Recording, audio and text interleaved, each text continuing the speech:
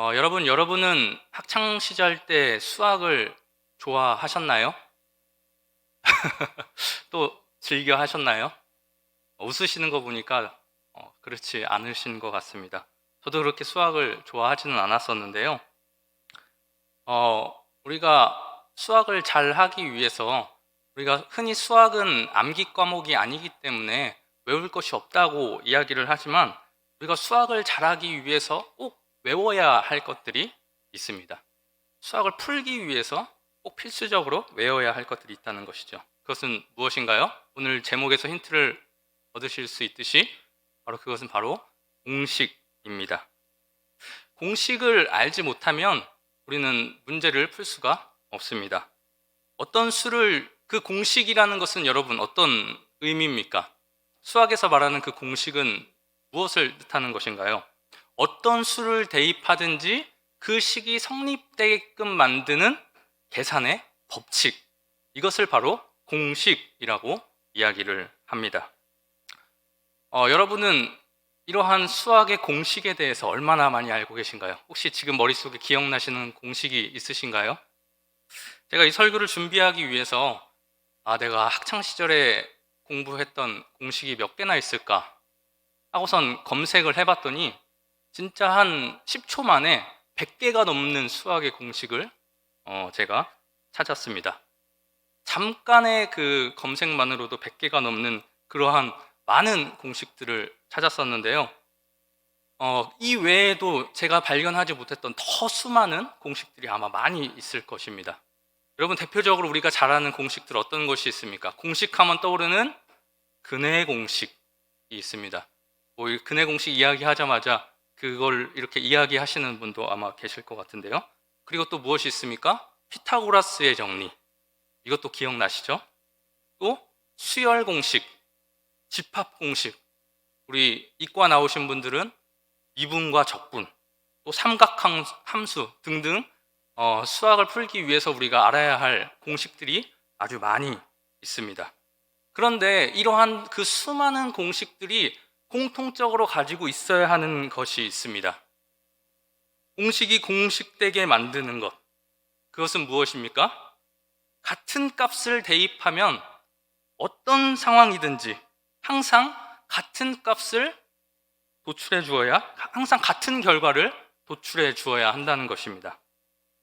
제가 수학 문제를 집에서 풀건 학원에서 풀건 결과가 바뀌지 않습니다. 제가 어렸을 때 풀었던 문제의 결과와 지금 푸는 문제의 결과가 다르지 않습니다. 같은 문제라면 말이죠. 제가 그 문제를 풀건 여러분이 문제를 풀건 그 답은 변하지 않습니다. 그 문제는 우리에게 똑같은 값을 도출해 줍니다. 이처럼 수학에서 같은 공식의 결과는 절대로 변하지 않습니다. 그것이 공식되기 위한 조건이라고 할 수 있는 것이죠. 그리고 그것이 공식의 특징이자 또 매력이라고도 할 수 있습니다. 왜 이것이 매력이 될까요? 우리 인생에는 이 수학 공식처럼 절대적으로 변하지 않고 명확한 답을 주는 것을 찾아보기가 힘듭니다. 그런데 이 수학 공식들의 값은 어떻습니까? 언제나 변하지 않고 항상 일정한 값을 주기 때문에 이것에 대해 매력을 느끼는 사람들이 많이 있다라는 것이죠. 우리 인생의 공식은 늘 우리에게 같은 값을 주지 못하고 때로 우리가 전혀 기대하지도 않았고 때로 우리가 전혀 예상하지도 못했던 결과들을 주기도 합니다. 하지만 수학 공식은 그렇지 않다라는 것이죠. 여러분, 이처럼 우리의 인생도 이 수학 공식처럼 우리의 인생에도 이 공식이 정확하게 들어맞아서 또 이러한 공식이 우리의 삶 가운데 있어서 우리가 같은 값을 넣으면 언제나 동일한 값을 제공해 주면 참 좋을 텐데, 그러면 내가 얼마큼 투자하면 어떤 성공을 이룰 것인지 좀 알고 내가 좀 이렇게 많은 것을 투자했는데도 많은 것을 받지 못할 때 얻게 되는 그러한 마음의 어려움들이 조금 덜 할 텐데, 우리의 삶은 또 우리의 삶에서 말하고 있는 인생의 공식들이라고 많은 사람들이 이야기하는 그러한 것들은 우리를 배신할 때가 너무나도 많이 있습니다. 인생에서도 언제나 나에게 같은 값을 주었으면 좋겠다라고 생각했던 것들이, 그리고 기대했던 것들이 때로는 내가 전혀 기대하지 않았던 결과를 주는 것을 우리는 늘 또 많이 경험을 하게 된다는 것입니다. 그것으로 인해서 여러분 어떻습니까? 우리가 굉장히 낙담하고 낙심하고 좌절한 경험들 있지 않으십니까? 그런데 오늘 말씀을 보니까 오늘 우리가 읽은 말씀에서도 그러한 일들을 경험했던 사람이 등장하는 것을 보게 됩니다. 공식이라고 여겼던, 절대 그 값이 변하지 않을 것이라고 여겼던 것으로부터 배신당해 전혀 기대하지 않았던 결과를 맞닥뜨리게 된 사람들이 등장합니다. 그들이 누구입니까? 바로 이스라엘 백성들입니다. 오늘 말씀을 같이 한번 살펴보면서 그들이 어떤 것을 공식처럼 여겼으며 또 왜 그런 일이, 그 공식으로부터 배신당하는 일이 그들에게 일어났는지 한번 살펴보고, 이 말씀을 통해서 또 하나님께서는 우리에게 어떤 말씀을 하시는지 우리 함께 나눠보는 시간을 갖도록 하겠습니다. 먼저 오늘 본문의 이야기는 블레셋이 이스라엘을 치러 온 이야기로부터 시작됩니다. 우리 1절과 2절 말씀을 같이 한번 읽어보도록 하겠습니다. 시작. 온 이스라엘에 전파되니라. 이스라엘은 나가서 블레셋 사람들과 싸우려고 에베네셀 곁에 진치고 블레셋 사람들은 아벡에 진쳤더니 블레셋 사람들이 이스라엘에 대하여 전열을 벌이니라. 그 둘이 싸우다가 이스라엘이 블레셋 사람들 앞에서 패하여 그들에게 전쟁에서 죽임을 당한 군사가 4,000명 가량이라. 여러분, 블레셋이라는 나라가 어떤 나라입니까? 주전 12세기 말에 이스라엘 남서쪽 지역 해안가에 자리를 잡은 아주 매우 발전된 무기를 소유하고 있었던 나라였습니다. 그들은 그 발전된 무기를 기반으로 해서 사사시대부터 다윗시대에 이르기까지 북동쪽으로, 이스라엘이 있었던 북동쪽으로 자신들의 세력을 확장해 나가기 위해서 끊임없이 이스라엘을 공격했었던 나라입니다. 오늘 말씀 당시도 마찬가지였습니다. 이번에도 그들은 이스라엘을 발판 삼아서 북동쪽 넓은 대륙으로 세력을 뻗쳐나가기 위해서 이스라엘을 공격했습니다. 그래서 오늘 말씀을 보니까 그 블레셋 사람들은 아벡이라는 지역에 진을 치고 그들에 맞서기 위해서 이스라엘은 에베네셀이라는 지역에 진을 치고 서로 싸우게 되었다라고 이야기를 하고 있습니다. 그들이 맞붙은 첫 번째 전투 결과는 어땠습니까? 성경이 그 자세한 상황을 잘 이야기해 주지는 않고 있지만 첫 번째 전투 결과, 이스라엘이 블레셋에게 패하게 되었고 그 전투로 4,000명의 이스라엘 병사가 목숨을 잃게 되었다는 것을 우리가 말씀을 통해 발견할 수 있습니다. 여기에서 4,000명이 죽었다라는 것을 볼 때 우리는 부상당한 병사는 그 4,000명보다 훨씬 많은 숫자였다라는 것을 우리가 생각해 볼 수 있을 것입니다. 여러분, 그 장면을 한번 생각해 보시기 바랍니다. 이스라엘 백성들이 블레셋에게 져서 4,000명의 병사를 잃어버리고 다시 이스라엘 진영으로 돌아오는 모습. 전쟁에 출전할 때까지만 해도 같이 옆에 있었던 동료가 전쟁에서 죽고 그 시체조차 찾을 수 없는 경우도 있고, 또 여기저기 부상당해서 제대로 걷지도 못하는 병사들을 부축하고 또 들것에 싣고 돌아오고 있는 그러한 비참한 이스라엘 병사의 모습을 한번 상상해 보십시오. 그들이 얼마나 비참했겠습니까? 그리고 또 그러한 군인들의 모습을 보는 이스라엘 백성들의 마음은 또 얼마나 참담했을까요? 그 백성들이, 그 군인들이 그러한 참담한 상황을 겪고 다시 진영으로 돌아오니까 이스라엘의 지도자들이었던 장로들이 이제 고민을 하기 시작합니다. 이게 어찌 된 일인고라고 고민을 하기 시작합니다. 우리 오늘 본문 말씀 3절 말씀을 우리 다 같이 한번 읽어보도록 하겠습니다. 시작. 백성이 진영으로 돌아오매 이스라엘 장로들이 이르되 여호와께서 어찌하여 우리에게 오늘 블레셋 사람들 앞에 패하게 하셨는고.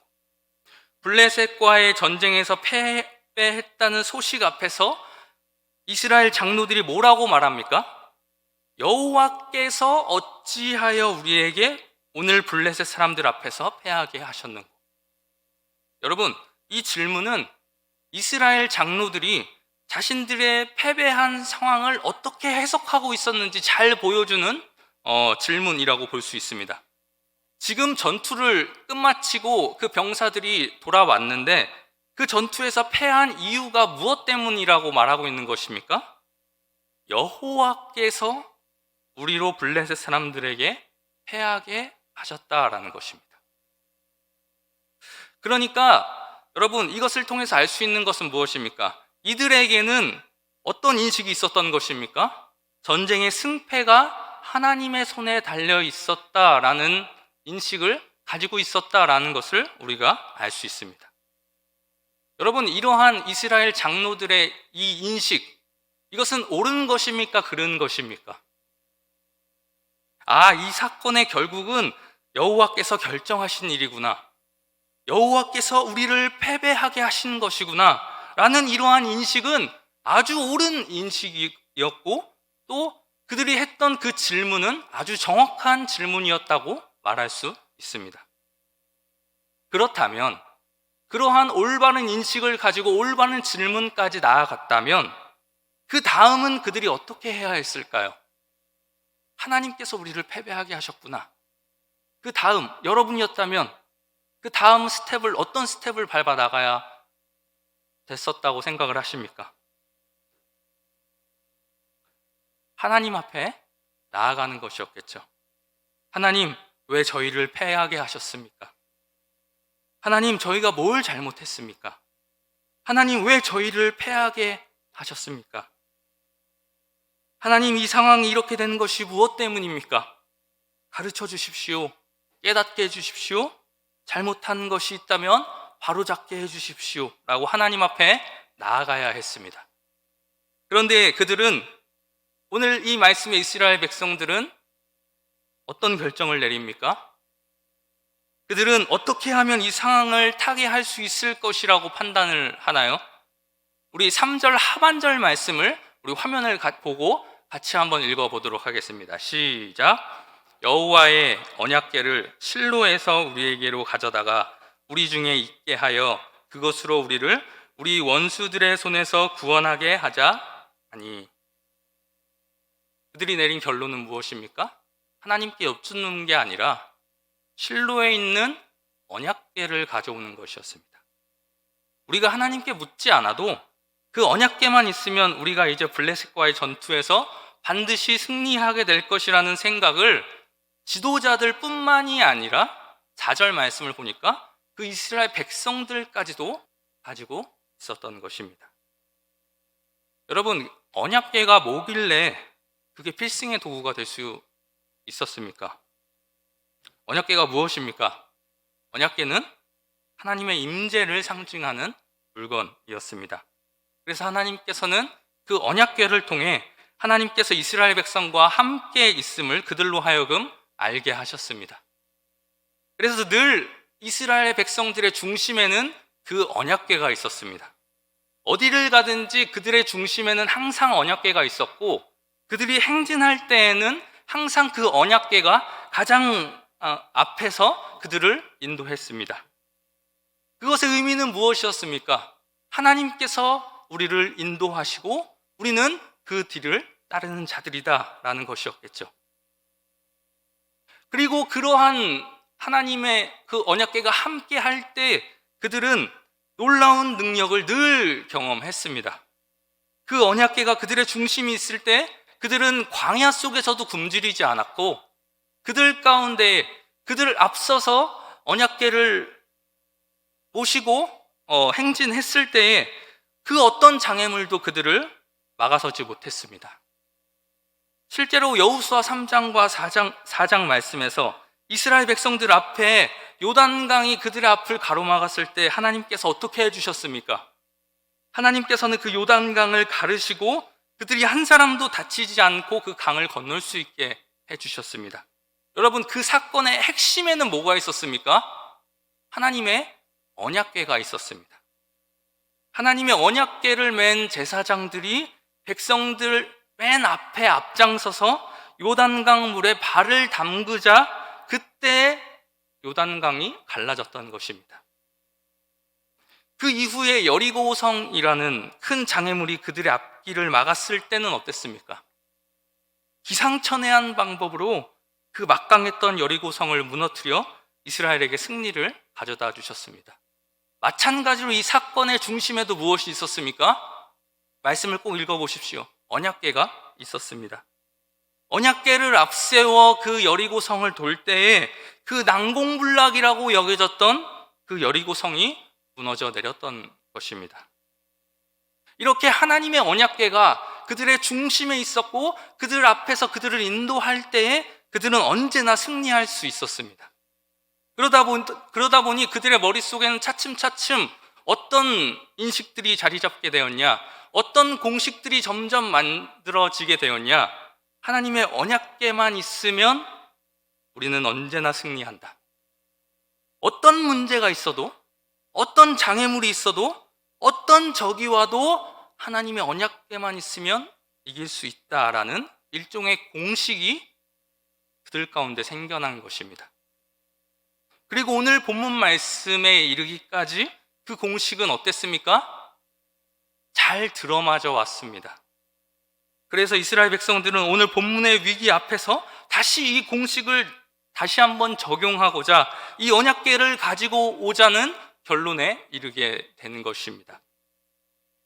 그래서 결국 그들은 그 공식을 다시 한번 사용하고자 하나님의 언약궤를 실로에서 가지고 옵니다. 우리 4절 말씀을 같이 한번 읽어보겠습니다. 4절 말씀 시작. 이에 백성이 실로에 사람을 보내어 그룹 사이에 계신 만군의 여호와의 언약궤를 거기서 가져왔고 엘리의 두 아들 홈니와 비느하스는 하나님의 언약궤와 함께 거기에 있었더라. 언약궤를 가지고 오는데 그 언약궤와 함께 누가 또 새롭게 등장을 합니까? 홈니와 비느하스. 우리가 앞장을 읽어보면 알겠지만 그 엘리의 두 아들은 이미 어떠한 예고가 되어 있었던 상태였냐, 하나님께서 그들에게 심판을 내리실 것이다 라는 예고가 이미 내려졌던 그 두 명이었습니다. 그런데 하나님의 언약궤와 함께 그 심판이 예고된 그 두 아들이 함께 그 전장에 오게 됩니다. 이것을 보면서 우리는 뭔가 불길함을 발견할 수 있죠. 하나님의 언약궤가 오는데 하나님께서 심판을 예비하신 두 아들이 함께 온다. 그렇다면 이 언약궤를 가지고 오는 것이 뭔가 잘못된 것이 아닌가라는 느낌을 받게 됩니다. 아니나 다를까 이제 필승의 공식이라고 그들에게 여겨졌던 언약궤가 이스라엘 진영에 도착한 이후 블레셋과의 2차 전투가 벌어지는데 어떤 결과가 임하게 됩니까? 우리 말씀을 읽어서 잘 아시죠? 우리 알지만 10절과 11절 말씀을 다시 한번 읽어보도록 하겠습니다. 시작. 블레셋 사람들이 쳤더니 이스라엘이 패하여 각기 장막으로 도망하였고 사륙이 심히 커서 이스라엘 보병에 엎드려진 자가 3만 명이었으며 하나님의 궤는 빼앗겼고 엘리의 두 아들 홈니와 비느하스는 죽임을 당하였더라. 필승의 공식이라고 여겨졌던 그 공식이 깨져버렸습니다. 여호와의 언약궤를 그들의 진영 가운데 가지고 왔는데도 불구하고 이스라엘이 패배한 것입니다. 결국 이 전투에만 3만 명이라고 하는 어마어마한 숫자의 병사들이 죽게 되었습니다. 이렇게 큰 사상자를 이루게 낸 것은 아마 그들이 승리를 그만큼 굳게 확신했기 때문이 아닐까라는 생각을 하게 됩니다. 게다가 여기서 이스라엘의 제사장이었던 홈니와 비느하스도 죽임을 당하게 됩니다. 그런데 이러한 많은 병사의 죽음과 제사장의 죽음보다도 더 심각한 것은 무엇이었습니까? 하나님의 언약궤를 이방인들에게 빼앗겨 버렸다는 것이었습니다. 여러분, 우리야 지금 그럴 수도 있지라고 생각하지만 이 당시 이스라엘 백성들에게 있어서 이 일은 엄청나게 충격적인 일이 아닐 수 없었습니다. 절대 패배할 수 없을 것이라고 생각한 전투에서 패배한 것뿐만이 아니라 하나님의 임재의 상징인 언약궤를 이방인들에게 빼앗겨 버린 그 일은 그들에게 있어서 도무지 상상할 수조차 없는 그러한 일이었기 때문입니다. 여러분, 왜 이런 일들이 그들에게 일어났던 것일까요? 언약궤만 있으면 승리한다는 그 공식이 오늘 말씀에서는 왜 성립되지 않은 것일까요? 왜 그 공식이 깨져버린 것일까요? 그들이 하나님의 뜻은 따르지 않고 하나님의 능력만을 이용하려고 했기 때문입니다. 그들은 지금까지 그들이 승리해왔던 모든 일들에 앞서서 하나님의 말씀이 있었다는 사실을 깨닫지 못했습니다. 하나님의 말씀이 있고 하나님의 말씀이 있은 뒤에 그들의 앞길이 열렸고 하나님의 말씀이 있고 난 뒤에 그들에게 승리가 있었다는 사실을 깨닫지 못했던 것입니다. 여러분, 아까 말씀드렸던 요단강을 건넜던 사건을 다시 한번 보십시오. 요단강이 갈라지는 기적이 있기 전에 이스라엘 백성들 가운데에 하나님의 말씀이 있었습니다. 여호수아 3장 7절 말씀과 또 여호수아 4장 1절 말씀을 보십시오. 어떤 문장이 나옵니까? 여호와께서 여호수아에게 이르시되. 여호수아 3장 7절과 4장 1절, 이 요단강을 건너는 사건에만 이 문장이 나오는 것이 아닙니다. 여리고 성 전투 때도 마찬가지였습니다. 여리고 성이 무너지는 기적이 있기 전에 이스라엘 백성들 가운데 하나님의 말씀이 있었습니다. 여호수아 6장 2절 말씀을 보십시오. 여호와께서 여호수아에게 이르시되. 언제나 언약궤가 있으면 승리한다는 그 공식 앞에는 무엇이 있었던 것입니까? 하나님의 말씀이 있었던 것입니다. 그런데 오늘 본문을 보십시오. 여러분, 이러한 우리가 방금 살펴봤던 여호와께서 옴니와 비느하스에게 이르시되, 여호와께서 장로들에게 이르시되, 이러한 말씀을 우리는 어디에서도 찾아볼 수 없습니다. 어디에도 하나님의 말씀이 오늘 본문 가운데 등장하지 않습니다. 여러분, 하나님의 말씀이 그들 가운데 임하지 않았다면 앞서 제가 말씀드린 것처럼 그들이 어떻게라도 해야 했습니까? 하나님께 여쭙기라도 해야 했습니다. 헌데 그들은 그것조차도 하지 않았습니다. 자기들의 판단에 따라서 언약궤를 가지고 옵니다. 그 과정 속에서 하나님의 뜻은 그들 속에, 그들의 안중에 전혀 없었던 것입니다. 여러분, 그들이 어떤 생각을 가지고 있었길래 그런 행동을 한 것입니까? 그들의 그러한 행동에는 더 이상 우리가 하나님을 따르지 않겠다라는 그러한 의도가 숨어져 있다고 우리는 볼 수 있습니다. 하나님, 이제 우리가 알아서 할 테니까 더 이상 우리 앞에서 알짱거리지 마시고 저희가 알아서 할 테니 하나님은 우리 뒤나 따라오면서 우리가 필요할 때에 우리에게 능력이나 베풀어 주십시오. 이러한 그들의 고백이 이 행동 가운데 숨겨져 있는 것입니다. 눈에 보이는 모습 속에서는 그들이 하나님의 언약궤를 앞세우고 그들의 중심에 하나님의 언약궤를 두었을지는 몰라도 그들의 생각 속에는 그들이 하나님보다 앞서 있었던 것입니다. 오늘 본문 말씀 3절에서 이스라엘 장로들이 1차 전투 이후에 한 말을 다시 자세히 한번 보면 그들이 이러한 생각을 가지고 있었구나라는 것을 여실히 깨달을 수 있습니다. 우리 3절 말씀을 다시 한번 천천히 읽어보는데요. 어떤 단어가 계속해서 반복되는지 한번 유념하면서 보십시오. 우리 3절 말씀 같이 한번 읽어보겠습니다. 시작. 백성이 진영으로 돌아오매 이스라엘 장로들이 이르되 여호와께서 어찌하여 우리에게 오늘 블레셋 사람들 앞에 패하게 하셨는고 여호와의 언약궤를 실로에서 우리에게로 가져다가 우리 중에 있게 하여 그것으로 우리를 우리 원수들의 손에서 구원하게 하자 하니. 여러분, 여기서 가장 많이 등장하는 단어가 무엇입니까? 하나님입니까? 여호와입니까? 바로 우리입니다. 우리라는 단어가 이 짧은 한 절 말씀에 무려 5번이나 사용됩니다. 우리에게, 우리에게로, 우리 중에, 우리를, 우리 원수들의 손에서. 여러분, 이 말씀만 봐도 한 연설이 떠오르지 않습니까? 이 말씀을 보시면 아브라함 링컨이 게티스버그에서 했던 그 연설, 유명한 명언 있죠? 국민에 의한, 국민을 위한 정부. 이러한 연설이 떠오를 정도입니다. 특히 여기서 두 번째, 우리가 나오는 우리에게로 가져다가 라는 이 문장이 번역된 히브리어 문장은 다르게도 번역될 수 있는데, 그것을 다르게 번역하면 어떤 의미로 우리가 해석을 할 수 있냐?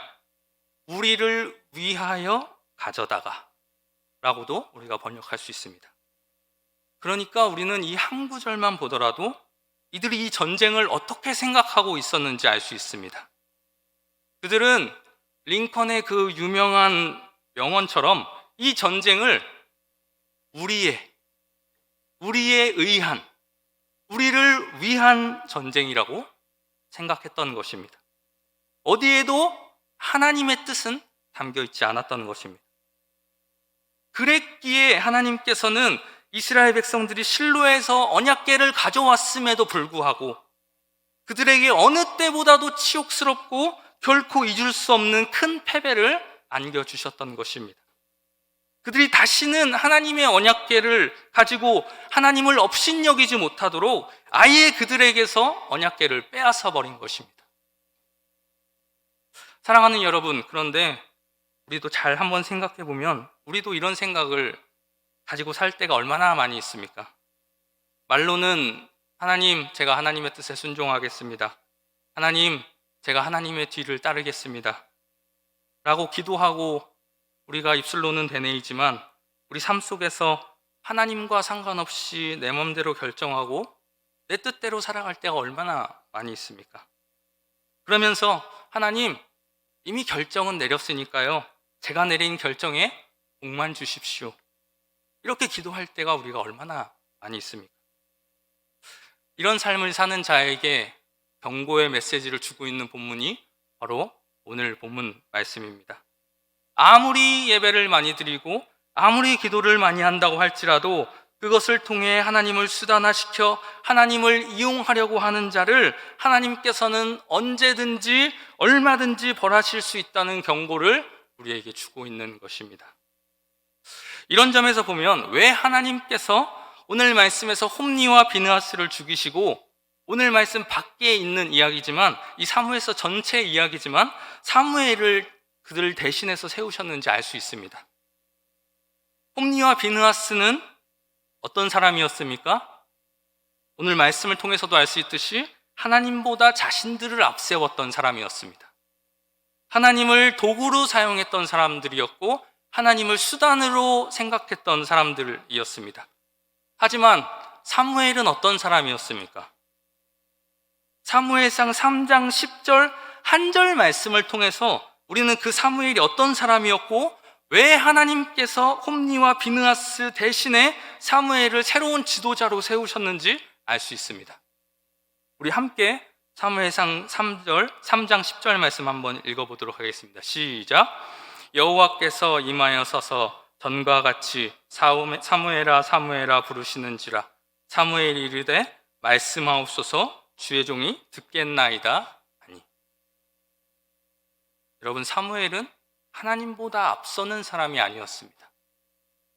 사무엘은 항상 겸손하게 하나님의 뒤를 따르는 사람이었습니다.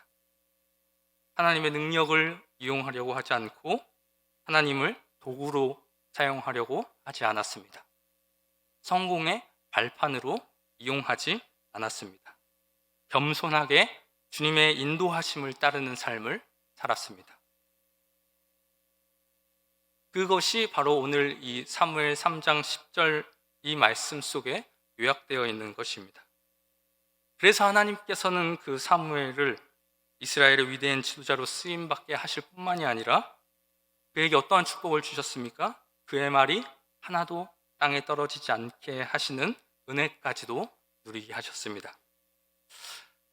말씀을 정리하겠습니다. 사랑하는 여러분, 우리가 살아가는 동안에도 오늘 말씀과 같이 하나님, 이게 어찌 된 일입니까? 라는 생각이 드는 일이 일어날 때가 있습니다. 힘들고 어려운 일이 찾아올 때가 있다라는 것입니다. 그때 가장 먼저 우리는 무엇을 해야 합니까? 이 상황을 결정하시는 분이 하나님이심을 깨닫고 하나님 앞에 무릎을 꿇고 땅에 엎드려 여쭈어 보아야 합니다.